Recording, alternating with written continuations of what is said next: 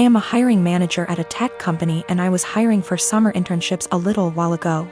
We had a guy, about 19 years old, applying for a summer internship between his freshman and sophomore years of college. It was a virtual interview over Zoom because of COVID. A minute or two in, when I was introducing myself, his mom came in and introduced herself and started talking about her son's work ethic. I thought it was a little strange. I said something polite about wanting to hear from him. She just didn't get the hint and kept coming into camera frame during the interview and interrupting her son to answer questions for him. I asked a few technical questions which he seemed to answer well and then cut the interview fairly short. I thought that was all over and done with until I'd gotten an email from a woman, a month later, asking about her son's application. She seemed offended he hadn't gotten an acceptance or rejection. It bothered me. I felt bad for the kid honestly. Way back when I was a teenager, my mom used to pull the same shit. But luckily she only did that when I was 15 and working for a day camp. Not when I was an adult applying for engineering jobs. But I felt like this poor kid was getting his chances ruined because his mom wasn't giving him the chance to apply on his own. I sent an email back saying I was not at liberty to send information about an application to anybody but the applicant. I also asked HR to send an email to the kid saying sorry, but we were not making him an offer. It is something we usually do, but his rejection email must have slipped through the cracks with all the COVID craziness. Anyway, after we sent that, I got a phone call from his mom. She had a forwarded copy of the email, and she was demanding answers. I said that I could not comment on the guy's performance in the interview to her as she was not the applicant. If he wanted to reach out to me, I was happy to give him some feedback. However, I could say that regardless of his performance, her presence in the interview took him out of consideration for the position. We were looking for an independent and self-driven person for the position, and for that reason, it is important to see an applicant speak for themselves, follow up themselves, etc. I also said that, as a piece of advice, every hiring manager I've met in my career who sees someone other than the applicant answering questions during an interview, following up on the applicant's behalf, etc., would also put their resume in the "do not hire" pile. Since, while the applicant may be skilled and motivated, they need the ability to demonstrate those traits themselves. She blew up at me over that, kinda cussing me out to the point where I hung up. I have 2 kids, Clark and Kent. While they have the same father, only one of them is biologically my child. They were born within 6 months of each other. The boys are currently 6, and for various reasons I have full custody of both of them. I didn't speak to anyone in my family for several years, and we got back in touch in 2019. Due to the boys' ages, my family know I couldn't have carried both, unless I have the gestation period of a hamster or the longest labor ever. I have explained to them how this all came to be, but in my explanation I neglected to tell them which was my biological child. Due to my ex having a type, the other woman looked enough like me that the boys could pass for twins. Same dark hair, blue eyes, pale skin, and both cleft chins and dimples. My brother jokes that they look like tiny supermen. People who know them refer to them as twins because aside from a few minor differences, they're practically identical.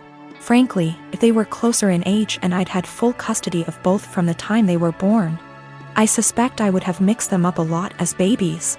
Shortly before Clark's birthday last year, my mom asked if she could see Clark's birth certificate. I asked why and she said she wanted to know the exact time he was born, so I told her. She asked if she could see the certificate anyway. I asked why. She said she just wanted to check. I said I'm his mother, I know when he was born. Then she asked the same thing about Kent and we went through the same conversation all over again. Mum eventually admitted that she just wanted to see the birth mother's name on each certificate, which isn't even how that works, and I told her as much. This led to an argument where my stance was that I'm their mother, biology is irrelevant. Mum says if biology is irrelevant then it's not a big deal to tell her which of them is biologically mine. I said if she's so hung up on biology, then clearly it's a big deal to her and I don't want it to be a big deal. Especially as the boys themselves don't know. Mum feels this is incredibly selfish, narcissistic, and overall wrong. She feels that if biology isn't such a big issue, then I should have no problem telling her whether Clark or Kent is my biological son.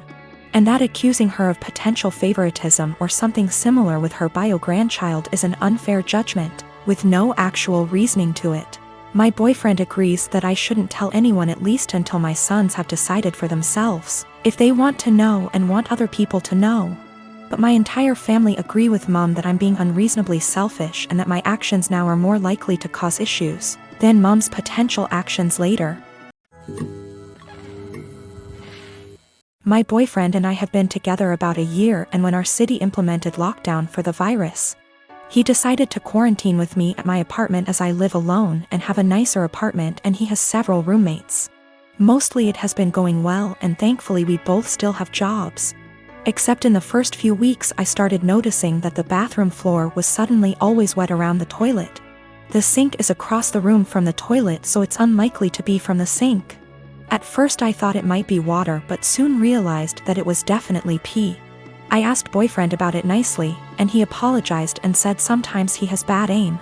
I asked him to try a little harder, and he said sure. The floor continued to be frequently spattered with piss.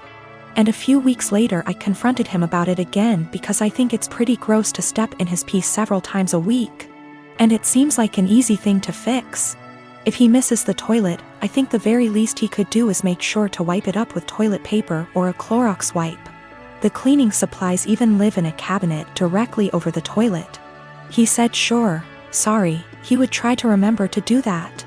Another week has passed, and while maybe he's doing this sometimes, I've continued to step in splatters of his pee and wipe it off the floor and clean the floor several times a week.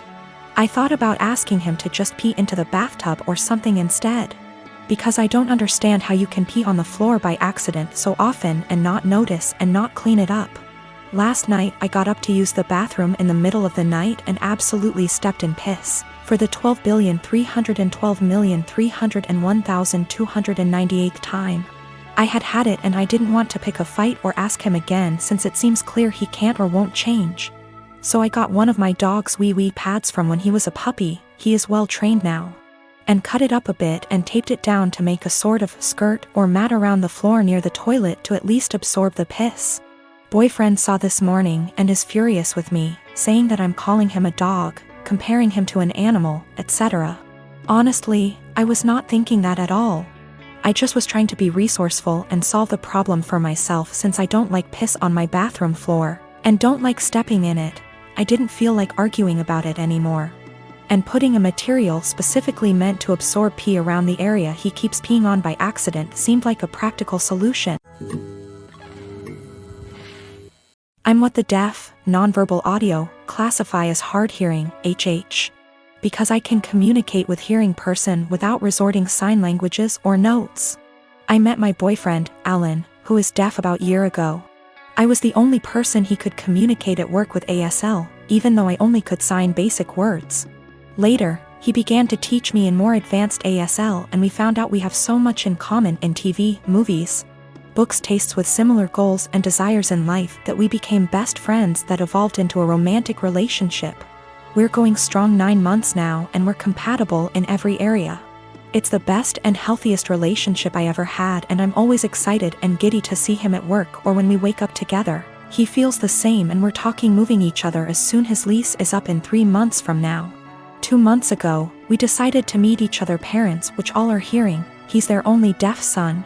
Alan met mine, and it went fabulous. Then we met his parents, Irma and Paul. I thought we got along because they were smiling, gushing and laughing, but I'm beginning to believe they were putting their best masks for the sake of their son. One time on a family's birthday parties, Irma said in front of the ladies with me next to her, "It's so impressive you can talk with that speech impediment.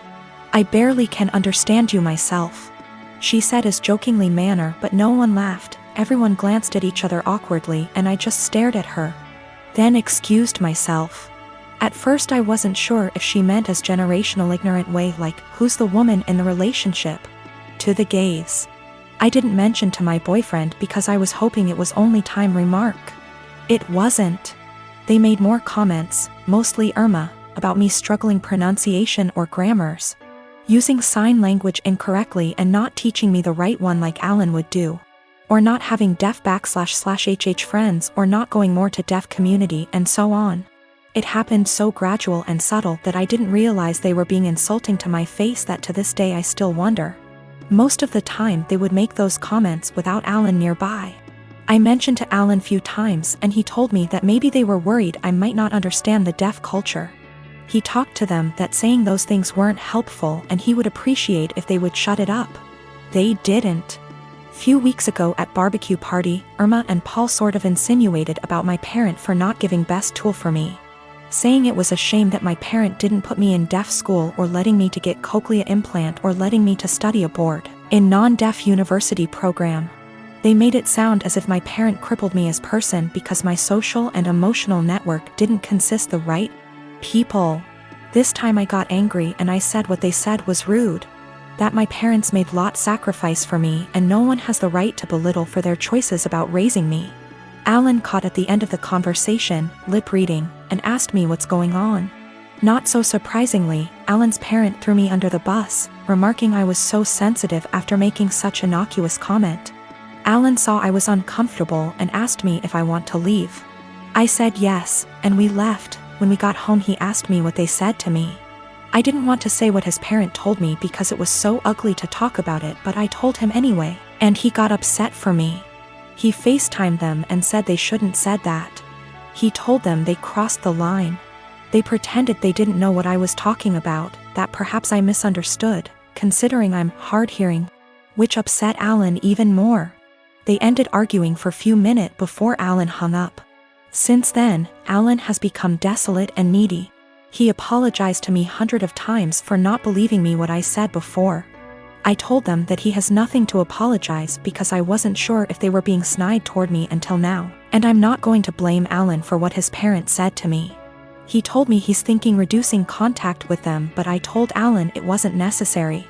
He can do whatever he wants with his parent, but that I rather would not go to any of his family gathering or go his parents. He assured he would never force me or put me in that situation ever again. We're closer together than we were, but he's still sad and he no longer goes to his family gatherings or his parents. I find him staring at nothing in particular for long minutes and his eyes, which used to sparkle, are now dim. I want to cheer him up, but I'm not so sure how to in first place. I just don't know what to do, and I don't understand why his parents are so rude toward me because I'm not completely deaf considering they aren't one.